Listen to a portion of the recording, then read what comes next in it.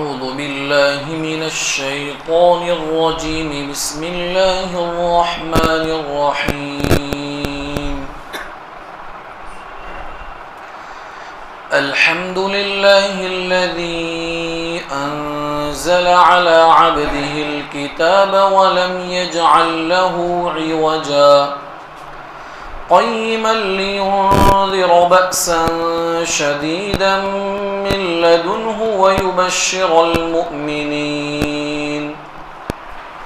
ويبشر المؤمنين الذين يعملون الصالحات أن لهم أجرا حسنا ماكثين فيه أبدا. صدق الله العظيم.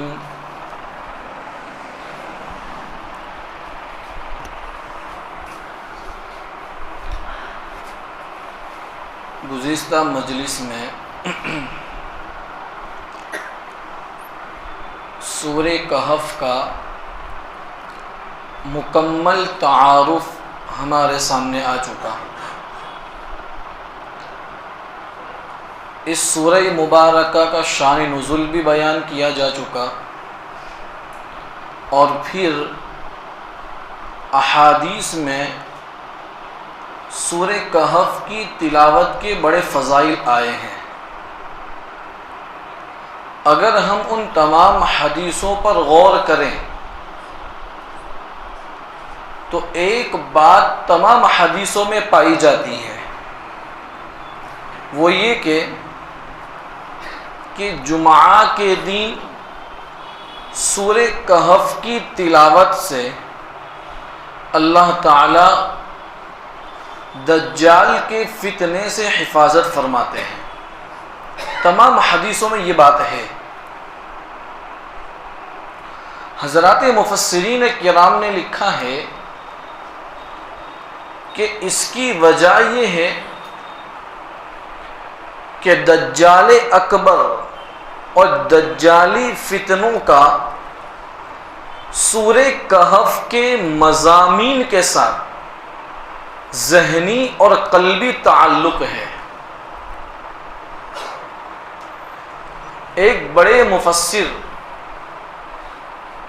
مولانا عبد الحمید سواتی رحمۃ اللہ علیہ فرماتے ہیں کہ قرب قیامت میں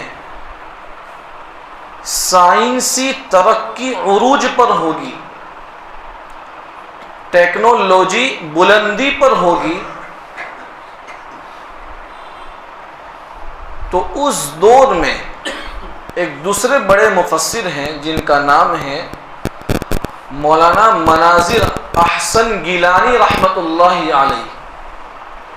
وہ فرماتے ہیں کہ اس دور کو ڈونکی کلچر کہا جاتا ہے. ہم جانتے ہیں کہ ڈونکی یعنی گدھا، کلچر یعنی معاشرہ، یعنی گدھے کے صفات والا معاشرہ یہ قرب قیامت میں پیدا ہوگا. وہ فرماتے ہیں کہ گدھے کے پیش نظر دو چیزیں ہوتی ہیں، ایک پیٹ، دوسری شہوت. اور آج موجودہ زمانے کی جو تہذیب ہے، دجالی تہذیب کی منتہائی مقصود بھی یہی دو چیزیں ہیں. آج کے انسان کے مد نظر بھی یہی دو چیزیں ہیں، پیٹ اور شہوت. آج کا انسان اپنی پیٹ کی خواہشات کو پورا کرنے کے لیے وہ کسی بھی حد تک جا سکتا ہے، کیا حلال کیا حرام. حدیث میں حضور صلی اللہ علیہ وسلم نے ارشاد فرمایا کہ ایک زمانہ ایسا آئے گا کہ انسان اس بات کی پرواہ نہیں کرے گا کہ میرے پاس مال کیسا آ رہا ہے، حلال آ رہا ہے یا حرام آ رہا ہے. بس انسان کی فکر یہ ہوگی میرے پاس مال آنا چاہیے، چاہے وہ حلال کہو یا حرام کہو. آج کا انسان بھی اسی حدیث کا مصداق بن چکا ہے۔ اور دوسری چیز شہوت، تو آج کا انسان شہوت کو پورا کرنے کے اندر جانور سے گیا گزرا بن چکا ہے۔ اس کی نظر میں بیوی اور بیٹی کے درمیان کوئی فرق نہیں، بہن اور ماں کے درمیان کوئی فرق نہیں۔ اگر آپ اس ڈونکی کلچر کا معائنہ کرنا چاہتے ہیں تو آپ یورپین ممالک کا سفر کر لیجئے، آپ کو پتہ چل جائے گا کہ وہاں کا جو کلچر ہے، یورپین ممالک کا جو کلچر ہے، وہاں نکاح جیسے عظیم رشتے کی کوئی اہمیت نہیں ہے۔ نکاح جیسے عظیم رشتے کو پامال کیا جا رہا ہے۔ وہاں ہر سیکنڈ میں جو بچہ پیدا ہو رہا ہے وہ حرامی ہوتا ہے، اسے اپنے باپ کا پتہ نہیں ہوتا الا ماشاء اللہ۔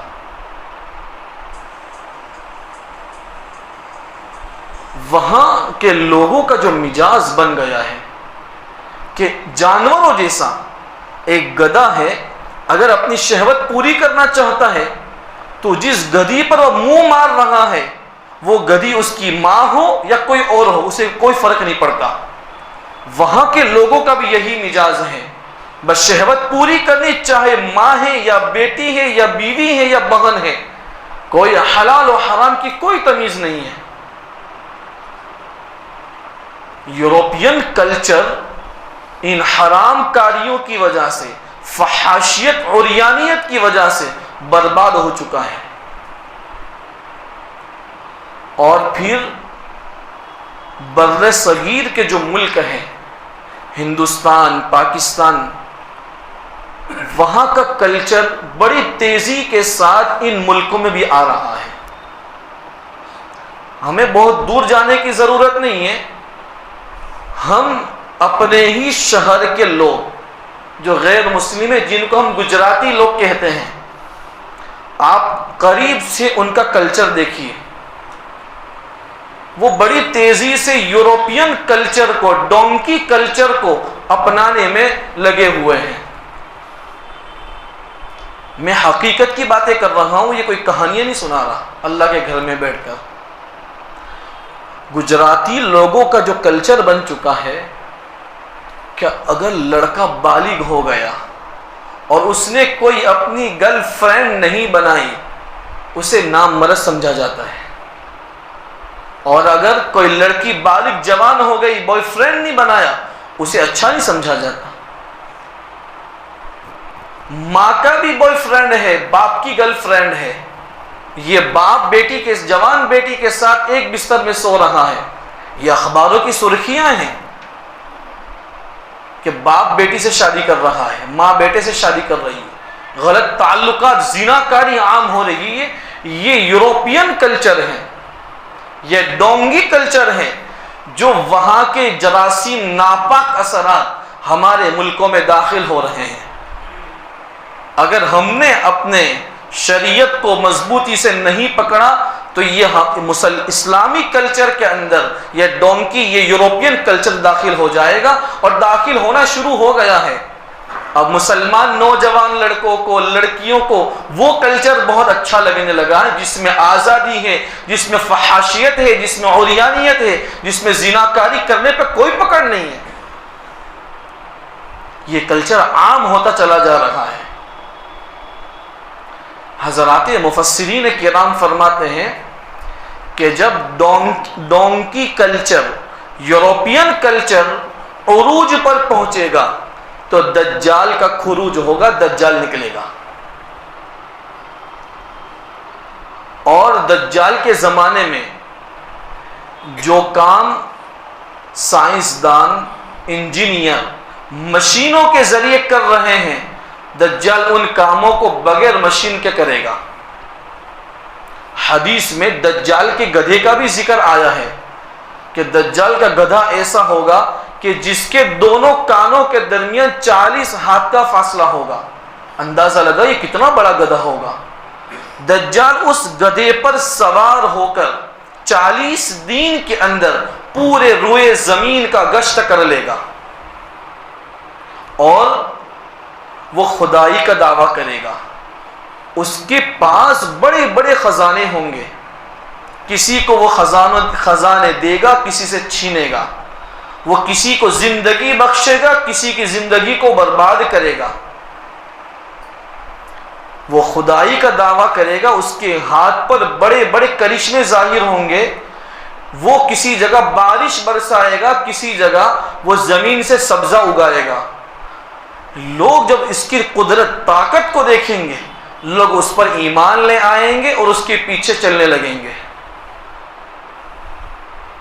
اور آج کے زمانے میں جو زمین کی معدنیات ہیں، یعنی سونا، چاندی، لوہا، کوئلہ، ڈیزل، گیس وغیرہ، یہ بڑی بڑی مشینریوں کے ذریعے اور بڑی محنت کے ذریعے نکالا جاتا ہے. دجال آنن فانن ان ساری چیزوں کو نکالے گا. وہ زمین کو مخاطب کرے گا، اخرجی کنوز کی، اے زمین اپنے خزانوں کو نکال دے. زمین اپنے سارے خزانوں کو نکال دے گی. تو آج جو دنیا کا جو ماحول ہے، یہ ماحول یہ بتا رہا ہے کہ دجال کے آنے کا وقت بہت قریب آ چکا ہے. اور میں گزشتہ مجلس میں بتا چکا ہوں کہ یہ تاریخ انسانی کا ایسا فتنہ ہے کہ کوئی پیغمبر دنیا میں ایسا نہیں گزرا جس نے اپنی امت کو دجال سے نہ ڈرایا ہو. یہ تو اللہ تبارک و تعالی نے ہمیں سورہ کہف کی شکل میں دجال اور دجالی فتنوں سے بچنے کا سامان عطا فرمایا ہے. ہمیں چاہیے کہ ہم کم از کم روزانہ سورہ کہف کی ابتدائی 10 آیتیں اور آخری 10 آیتیں پڑھنے کا اہتمام کریں، معمول بنائیں. اپنے بچوں کو تلقین کریں، خواتین کو تلقین کریں، یاد کروائیں. اور پھر ہر جمعہ کو پوری سورہ کہف پڑھنے کا معمول بنائیں. یہ بہت سستا سودا ہے. ایمان اتنی عظیم چیز ہے کہ دجال کی شعبدہ بازیاں، اس کے فریب کاریوں کو دیکھ کر انسان یہ شک میں پڑ جائے گا کہ یہ خدا ہے. ایمان ڈگمگا جائے گا. لیکن جو لوگ سورہ کہف کی تلاوت کا اہتمام کریں گے اور جو لوگ سورہ کہف کو پڑھتے رہیں گے، حدیثوں میں آتا ہے کہ جس نے سورہ کہف کی پہلی 10 آیتیں، آخری 10 آیتیں حفظ یاد کر لی، وہ فتنہ دجال سے محفوظ ہو جائے گا. تو ہمیں اس کا اہتمام کرنے کی ضرورت ہے. اور پھر سورہ کہف میں اللہ تبارک و تعالی نے بنیادی طور پر 5 واقعات کو بیان فرمایا ہے. پہلا واقعہ اصحاب کہف کا، غار والوں کا واقعہ، کہ چند نوجوانوں نے ایک مشرک بادشاہ کے ظلم سے بچنے کے لیے اپنے ایمان کی حفاظت کے خاطر ایک غار میں پناہ لی تھی. بڑا دلچسپ واقعہ ہے. اس واقعے میں ہمارے لیے بڑے درس ہیں. اللہ تعالیٰ تفصیل کے ساتھ اسے بیان کریں گے. اور دوسرا واقعہ 2 باغ والوں کا واقعہ، اللہ تعالیٰ نے جن بڑا مال و دولت عطا فرمایا تھا. اور تیسرا واقعہ اللہ تعالیٰ نے حضرت آدم علیہ السلام اور ابلیس کا واقعہ بیان فرمایا ہے. اور چوتھا واقعہ حضرت موسیٰ علیہ السلام کا واقعہ ہے کہ ایک مرتبہ حضرت موسیٰ علیہ السلام درس دے رہے تھے، اپنی امت کو تعلیم دے رہے تھے. تو کسی نے سوال کر لیا کہ اے موسیٰ، سب سے بڑا عالم کون ہے؟ حضرت موسیٰ علیہ السلام نے کہا کہ میں ہوں. اور ان کا جواب بالکل صحیح تھا، اس لیے کہ وقت کے نبی سے بڑھ کر کوئی عالم نہیں ہو سکتا. لیکن اللہ تعالیٰ کو حضرت موسیٰ علیہ السلام کا یہ جواب پسند نہیں آیا. یہ کہنا یہ چاہیے تھا کہ سب سے بڑا عالم تو اللہ کی ذات ہے. تو اللہ تبارک و تعالیٰ نے حضرت موسیٰ کو حضرت خضر کے پاس بھیجا. وہ واقعہ بڑا تفصیل کے ساتھ اللہ تعالیٰ بیان فرمائیں گے. اور پھر 5واں واقعہ ذوالقرنین بادشاہ کا ہے کہ جس نے مغرب و مشرق یعنی پوری دنیا کا سفر کیا اور لوگوں کی مدد کی، کسی کے پاس سے کچھ پیسہ روپیہ نہیں لیا. یہ 5 واقعات اللہ تبارک و تعالیٰ نے بنیادی طور پر سورہ کہف میں بیان فرمائے ہیں، اور اس میں بڑے اہم سبق ہیں امت کے لیے، جسے ہم اپنی زندگی میں اپنائیں گے تو ہمیں بھی بہت فائدہ ہوگا۔ اب اللہ تبارک و تعالیٰ اس سورہ کہف کو اپنی تعریف سے، اپنی حمد سے شروع کر رہے ہیں۔ اب غور کیجئے کہ جب سورہ بنی اسرائیل ختم ہوئی تو سورہ بنی اسرائیل کی آخری آیت ہے وَقُلِ الْحَمْدُ لِلَّهِ۔ سورہ بنی اسرائیل کی آخری آیت میں اللہ تعالیٰ نے پیغمبر کے ذریعے ہمیں حکم دیا، کس بات کا؟ کہ تم میری تعریف بیان کرو۔ تو سورہ بنی اسرائیل کی آخری آیت میں ہمیں حکم دیا جا رہا ہے اللہ کی تعریف بیان کرنے کا، اور اس کے فوراً بعد سورہ کہف شروع ہو رہی ہے تو اللہ تعالیٰ اپنی تعریف سے شروع کر رہے ہیں۔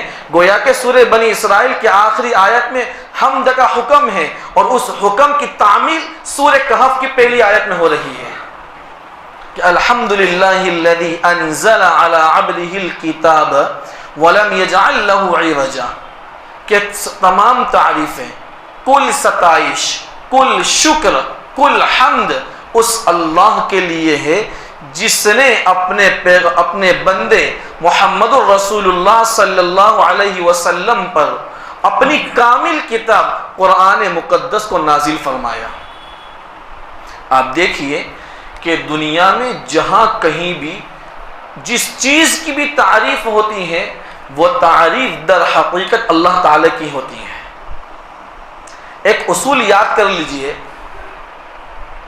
کہ کسی کی تعریف دو بنیادوں پر ہوتی ہے، دو بنیادوں کی وجہ سے کسی کی تعریف کی جاتی ہے۔ نمبر ایک، یا تو کسی کے کمال کی وجہ سے کہ کسی میں ایسا کمال ہے کہ اس کے کمال کو دیکھ کر آدمی تعریف کرنے پر مجبور ہو جاتا ہے، اور نمبر دو کہ کسی کے احسان کی وجہ سے کہ کسی نے مجھ پر احسان کیا، وہ میرا محسن ہے، تو اس احسان کی وجہ سے انسان اس کی تعریف کرتا ہے۔ احسان کے اوپر مجھے ایک بات یاد آئی کہ جب اللہ تعالیٰ نے حضرت موسیٰ علیہ السلام کو فرعون کے پاس دعوت دینے جانے کا حکم دیا تو اللہ نے حضرت موسیٰ علیہ السلام کو تاکید یہ حکم دیا کہ اے موسیٰ، جب فرعون کے پاس دعوت دینے کے لیے جاؤ تو نرمی سے بات کرنا، قولا لینا، نرمی سے بات کرنا۔ سوال یہ پیدا ہوتا ہے کہ فرعون جس نے خدائی کا دعویٰ کیا تھا اور وہ لوگوں کو اپنے سامنے جھکاتا تھا، سجدے کرواتا تھا، اللہ کا باغی تھا، لیکن اللہ یہ کہہ رہے ہیں حضرت موسیٰ سے کہ اے موسیٰ، جب فرعون کے پاس جاؤ تو نرم گفتگو کرنا، آگ بگولا مت ہونا، اپنی آنکھیں بھویں مت چڑھانا۔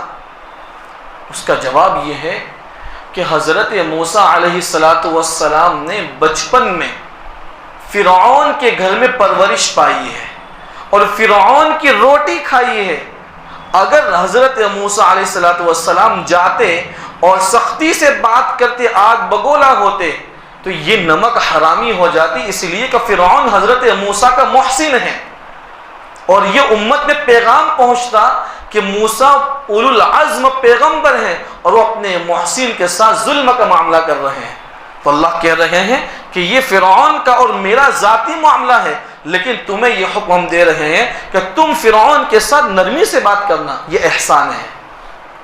اور ہمیں ایک دوسری مثال بھی ملتی ہے قرآن کے اندر، جب آپ صلی اللہ علیہ وسلم نے پہلی مرتبہ صفا پہاڑی پر چڑھ کر اللہ تعالیٰ کی دعوت دی، حضور صلی اللہ علیہ وسلم کی 40 سال عمر مکمل ہوئی، تو آپ صلی اللہ علیہ وسلم پر سب سے پہلے سورہ اقرا کی 5 آیتیں نازل ہوئی۔ اس کے بعد 2.5 سال تک وحی کا سلسلہ بند ہو گیا۔ اس کے بعد جب وحی آئی ہے سورہ مدثر کی 5 آیتیں، یا ایھا المدثر قم فانذر وربک فکبر وثیابک فطہر، یہ 5 آیتیں نازل ہوئی جس میں تبلیغ کا حکم دیا۔ آپ صلی اللہ علیہ وسلم جب صفا پہاڑی پر چڑھے اور لوگوں کو جمع کیا، قریش کے لوگوں کو جمع کیا، خاندان کے لوگوں کو جمع کیا، عرب کے لوگوں کو جمع کیا، حضور صلی اللہ علیہ وسلم نے سب سے مخاطب ہو کر کہا کہ اے لوگوں، اس پہاڑ کے پیچھے ایک بہت بڑا لشکر ہے جو تم پر حملہ کرنا چاہتا ہے، کیا تم میری اس بات کو مانو گے؟ تو سارے لوگوں نے ایک زبان ہو کر کہا کہ اے محمد ابن عبداللہ، آپ 40 سال تک ہمارے بیچ میں رہے ہیں، آپ سچے ہیں، آپ امانت دار ہیں، ہم آپ کی بات ضرور مانیں گے۔ تو حضور نے کہا یا ایھا الناس قولوا لا الہ الا اللہ تفلحون، اے لوگو تم کہو کہ اللہ کے سوا کوئی معبود نہیں، یہ کلمہ پڑھ لو، تم کامیاب ہو جاؤ گے۔ حضور نے ایک مثال سے بات کو سمجھایا۔ اس مثال کا اس بات سے کیا تعلق ہے، کیا مناسبت ہے؟ حضرات محدثین فرماتے ہیں کہ جس طرح آپ صلی اللہ علیہ وسلم صفا پہاڑی کے اوپر کھڑے تھے، لوگ نیچے تھے، حضور پیچھے لشکر کو دیکھ رہے ہیں، ایسے ہی باطنی طور پر آپ صلی اللہ علیہ وسلم نبوت کے پہاڑ پر کھڑے ہیں اور پیچھے جہنم اور جنت آپ کی آنکھوں کے سامنے ہے، جو لوگ نہیں دیکھ رہے ہیں۔ حضور کہہ رہے ہیں کہ جو جنت جو جہنم میں دیکھ رہا ہوں، جہنم کے عذاب میں دیکھ رہا ہوں، اگر اس سے بچنا چاہتے ہو تو یہ کلمہ پڑھ لو، لوگوں کی ساری باتوں کو، سارے معبودوں کی نفی کر دو، تم کامیاب ہو جاؤ گے۔ پھر حضور صلی اللہ علیہ وسلم نے اپنی بیٹی سے کہا سلینی ما شئتی، اے میری بیٹی جو چاہے مانگ لے، اگر تو ایمان نہیں لائی تو کل قیامت کے دن تیرے باپ کی نبوت کچھ کام نہیں دے گی۔ پھر حضور نے اپنی پھوپھی صفیہ سے کہا یا امتی صفیہ سلینی ما شئتی، اے میری پیاری پھوپھی صفیہ جو چاہے مانگ لے، اگر تو دنیا میں ایمان نہیں لائی تو کل قیامت کے دن تیرے بھتیجے کی نبوت کوئی کام نہیں دے گی۔ آپ صلی اللہ علیہ وسلم نے جب توحید کی دعوت دی تو آپ کا چچا وہاں موجود تھا، اس نے کہا، ابو لہب وہاں موجود تھا، اس نے کہا تبا لک یا محمد لہذا جمعتنا، اے محمد تیرے ہاتھ ٹوٹ جائیں، تو ہلاک و برباد ہو جائے، کیا تو نے ہمیں اس مقصد کے لیے جمع کیا تھا؟ تو ہمیں اپنے باپ دادوں کے دین سے ہٹا کر کس کے دین پر لے جانا چاہتا ہے؟ یہ بد دعا ابو لہب نے دی حضور صلی اللہ علیہ وسلم کو۔ اللہ نے قرآن میں ابو لہب کے لیے بد دعا اتاری۔ دیکھو یہ معاملہ چچا بھتیجے کا تھا، ہونا تو یہ چاہیے تھا کہ اللہ قرآن میں سورت یوں اتارتے کل تبت یدا ابی لہب وتب ما اغنا عنہ مالہ وما کسب، اے پیغمبر آپ کہہ دیجئے اے ابو لہب تیرے ہاتھ ٹوٹ جائیں اور تیرا جو مال و دولت ہے وہ تجھے کام نہ آئے، برباد ہو جائے۔ لیکن یہاں اللہ تعالیٰ نے کل نہیں، اللہ نے کہا تبت یدا ابی لہب وتب، اس لیے کہ حضور صلی اللہ علیہ وسلم نے بچپن میں ابو لہب کی روٹی کھائی تھی، اور جب آپ صلی اللہ علیہ وسلم پیدا ہوئے تو ابو لہب بڑا خوش ہو گیا تھا۔ خوشی میں اس نے اپنی باندی سویبہ نامی باندی کو آزاد کر دیا کہ آج میرے مرحوم بھائی کے گھر در یتیم پیدا ہوا ہے۔ اگر محمد صلی اللہ علیہ وسلم دعا دیتے تو پھر کوئی کہہ سکتا تھا کہ محمد صلی اللہ علیہ وسلم نے اپنے محسن کے ساتھ ظلم کیا ہے۔ یہاں اللہ نے بد دعا اتار دی، بد دعا کا جواب بد دعا سے اللہ نے دے دیا، اور امت کو یہ تعلیم دی کہ تم اپنے محسن کے ساتھ کبھی ظلم نہ کرنا، چاہے تمہارے محسن تمہارے ماں باپ ہو، چاہے تمہارے محسن تمہارے بھائی ہو، چاہے تمہارے محسن تمہارے شیخ ہو، چاہے تمہارا محسن جو بھی ہو، لیکن اس کے ساتھ تمہارا یہ ظلم کا رویہ نہیں ہونا چاہیے۔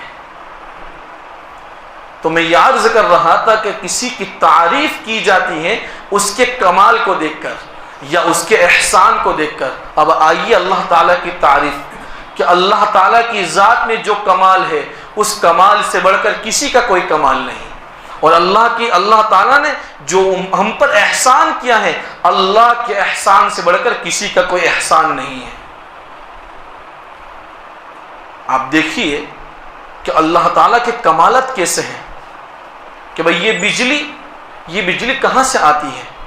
آپ کہیں گے کہ یہاں اس کا پاور لگا ہوا ہے، کنیکشن سے بجلی آ رہی ہے، پھر سوال ہوگا کہ کنیکشن سے بجلی، اس کنیکشن میں کہاں سے بجلی آ رہی ہے؟ تو پھر کہیں گے اس سے بڑے کنیکشن سے آ رہی ہے۔ پھر سوال ہوگا کہ اس بڑے کنیکشن میں بجلی کہاں سے آ رہی ہے؟ تو کہیں گے کہ بھئی حکومت بجلی دے رہی ہے۔ حکومت کے پاس بجلی کہاں سے آ رہی ہے؟ تو بھئی پاور ہاؤس ہے ان کے پاس، پاور ہاؤس سے بجلی کہاں سے آ رہی ہے؟ بھئی پانی کے اندر سے بجلی آ رہی ہے۔ بھئی پانی کے اندر بجلی کہاں سے آئی ہے؟ تو نتیجتاً ہماری عقل یہ کہے گی کہ کوئی ذات ہے جو اس میں بجلی کو پیدا کر رہی ہے، وہ اللہ کی ذات ہے۔ آپ دنیا کی کسی بھی چیز کے تہ تک اتر جاؤ، کسی بھی چیز کے پیچھے چل پڑو، آپ کو آخر میں اللہ کی ذات ضرور ملے گی۔ آپ دیکھیے اپنے جسم میں غور کیجئے کہ ہم کیسے پیدا ہو گئے، ہمارا وجود کیسے ہو گیا کہ ہم نے اللہ تعالیٰ کو اپلائی کیا تھا کہ ہم پیدا ہونا چاہتے ہیں۔ اللہ نے کیسے پیدا کر دیا؟ روزانہ ہزاروں میاں بیوی ملاقات کرتے ہیں اور کتنوں کے نطفے منی کے قطرے ضائع ہو جاتے ہیں، بچے پیدا نہیں ہوتے۔ قرآن میں خود اللہ کہتا ہے یَهَبُ لِمَن يَشَاءُ إِنَاثًا وَيَهَبُ لِمَن يَشَاءُ الذُّكُورَ، کہ اللہ تعالیٰ جسے چاہتے ہیں بیٹیاں دیتے ہیں، جسے چاہتے ہیں بیٹے دیتے ہیں۔ أَوْ يُزَوِّجُهُمْ ذُكْرَانًا وَإِنَاثًا وَيَجْعَلُ مَن يَشَاءُ عَقِيمًا، اور اللہ تعالیٰ جسے چاہتے بیٹے بیٹیاں دونوں دیتے ہیں، اور جسے چاہتے ہیں بے اولاد رکھتے ہیں، کچھ نہیں دیتے۔ تو اللہ تعالیٰ نے ماں کے پیٹ میں، ماں کی بچہ دانی میں اس نطفے کو رکھا، پھر اس نطفے کو اللہ تعالیٰ نے خون بنایا، پھر اس خون کو اللہ تعالیٰ نے گوشت میں تبدیل کر دیا، پھر اس گوشت کے اوپر اللہ تعالیٰ نے ہڈیاں چڑھائی، اس پر اللہ تعالیٰ نے چہرہ بنایا، ہاتھ پیر بنائے، پھر اس کے اوپر چمڑی چڑھا دی۔ اللہ تعالیٰ نے پھر ماں کے پیر کے اوپر ایک فرشتے کو مقرر کر دیا، وہ فرشتہ ہر 40 دن پر اللہ سے پوچھتا ہے اللہ اب میں کیا کروں؟ تو اللہ تعالیٰ کہتے ہیں ایک پہلے 40 دن کے بعد کہ اب اس نطفے کو، اس منی کے قطرے کو تم خون بناؤ۔ پھر 40 دن گزر گئے، فرشتہ پوچھتا ہے اب میں کیا کروں؟ اللہ کہتے ہیں کہ اس خون کو آپ گوشت بنا دو۔ پھر 40 دن گزر گئے تو اللہ فرشتہ پوچھتا اللہ میں کیا کروں؟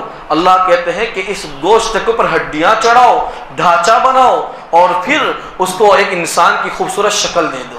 پھر فرشتہ پوچھتا اللہ میں کیا کروں؟ 40 دن گزرنے کے بعد اللہ تعالیٰ فرشتے سے کہتے ہیں کہ اس کے اندر تو روح پھونک دے۔ جب بچے کے پیدا ہونے کا وقت قریب آتا ہے، فرشتہ پوچھتا اللہ میں کیا کروں؟ اللہ کہتے ہیں کہ 4 باتیں لکھ دے۔ نمبر 1 کہ کتنی عمر لے کر آئے گا، نمبر 2 کتنا رزق لے کر آئے گا، نمبر 3 یہ نیک بخت ہوگا یا بدبخت ہوگا، نمبر 4 کس زمین پر وہ مرے گا۔ جب بچہ پیدا ہو جاتا ہے تو اللہ تعالیٰ نے یہ پوری کارگزاری قرآن میں بیان فرمائی ہے۔ آپ اندازہ لگائیے اتنی بڑی کارگزاری کے پیچھے کون سی ذات ہے؟ یہ کس نے پیدا کیا؟ یہ اللہ نے پیدا کیا۔ آج دنیا میں ٹیکنالوجی بڑی پاور کے اندر ہے، آج سائنس بڑی ترقی کے اوپر ہے، لیکن آج سائنس یہاں آ کر عاجز ہو گئی کہ جس مرد کے منی کے قطرے میں جراثیم نہیں ہے، 0 پوائنٹ ہے، آج ایلوپیتھک ہو یا ہومیوپیتھک ہو یا یونانی دوا ہو، کوئی دوا کسی مرد کے نطفے کے اندر وہ طاقت، وہ جراثیم پیدا نہیں کر سکتی جس سے بچے پیدا ہوتے ہیں۔ تو یہ طاقت کس کی طاقت ہے؟ آپ پیچھے چلے جائیے، آپ کو ہر چیز کے پیچھے اللہ کی ذات نظر آئے گی، یہ اللہ کا کمال ہے۔ امام ابو حنیفہ رحمۃ اللہ علیہ کا ایک واقعہ بڑا مشہور ہے۔ امام ابو حنیفہ رحمۃ اللہ علیہ کے زمانے میں جو بادشاہ تھا، اس بادشاہ کے پاس ایک ناستک دہریہ، اللہ کی ذات کا منکر وہ آیا تھا۔ وہ اللہ کو نہیں مانتا تھا، بس وہ ایسا کہہ رہا تھا کہ بھئی یہ دنیا اپنے طریقے پر چل رہی ہے، اس کو چلانے والا کوئی نہیں ہے۔ تو بادشاہ نے کہا کہ تیرے مناظرے کے لیے، تجھ سے بحث کرنے کے لیے امام ابو حنیفہ سے بڑھ کر کوئی انسان نہیں ہے، کہ امام ابو حنیفہ عقلی دلائل کا بادشاہ ہے۔ بادشاہ نے ایک قاصد کو بھیجا امام ابو حنیفہ رحمۃ اللہ علیہ کے پاس۔ وہ قاصد آیا کہ بادشاہ سلامت آپ کو بلا رہے ہیں کہ میں آ رہا ہوں۔ ٹھیک ہے، امام صاحب نہیں گئے، تھوڑے وقت کے بعد پھر قاصد بلانے کے لیے آیا، پھر نہیں گئے، یہاں تک کہ شام ہو گئی۔ تو امام ابو حنیفہ رحمۃ اللہ علیہ اور بادشاہ کے محل کے بیچ میں ایک ندی تھی، ندی کے کنارے پہنچے، وہاں کسی کشتی کو نہیں پایا، بادشاہ کے پاس شام کے وقت پہنچے۔ بادشاہ نے پوچھا ابو حنیفہ یہ تو دوپہر سے آ کے بیٹھا ہے، تم نے آنے میں بہت دیر کر دی، کیا وجہ تھی، کیوں دیر سے آئے ہو؟ امام ابو حنیفہ نے کہا کہ بادشاہ سلامت، میں ندی کے کنارے پہنچا، کوئی کشتی نہیں تھی، میں انتظار میں تھا کوئی کشتی آئے مجھے لے کر جائے، میں اس پر سوار ہو جاؤں۔ شام ہو گئی، لیکن اچانک ایک درخت گرا اور اس کے لکڑے، اس کے پاٹی اپنی طرف سے خود بخود کٹنے شروع ہو گئے، اور ایک کشتی بن گئی جس میں سوار ہو کر میں آ گیا آپ کے پاس۔ وہ منکرین خدا، ناستک یہ ساری باتیں سن رہا تھا، اس نے کہا کہ سب سے بڑا بے وقوف ابو حنیفہ، ایسے کیسے ہو سکتا ہے کہ ایک درخت خود بخود گرے، اس کے پٹیے کٹنے اپنے طریقے سے کٹنے لگ جاوے، کشتی بن جاوے، پھر تو سوار ہو کر آ جاوے۔ امام ابو حنیفہ نے کہا تو مجھ سے بڑا بے وقوف ہے کہ جب ایک درخت خود بخود گر کر اس سے کشتی نہیں بھی بن سکتی تو اتنی بڑی کائنات بغیر خدا کے کیسے چل سکتی ہے؟ یہ امام ابو حنیفہ رحمۃ اللہ علیہ کی ذہانت ہے۔ تو کہنے کا مقصد یہ ہے کہ آپ جس بھی دنیا میں کسی بھی چیز کے پیچھے چلے جاؤ، آپ کو اللہ کی ذات نظر آئے گی۔ وقت ہو چکا ہے، اس لیے انشاءاللہ آئندہ مزید اسی کے اوپر گفتگو کریں گے۔ اللہ تبارک و تعالیٰ میں کہنے سننے سے زیادہ عمل کی توفیق عطا فرمائے۔ سبحان اللہ بحمدہ، سبحانک اللہم و بحمدک، ونشہد ان لا الہ الا انت، نستغفرک ونتوب الیک۔ سبحان ربک رب العزة عما یصفون، وسلام علی المرسلین، والحمد للہ رب العالمین، برحمتک یا ارحم الراحمین۔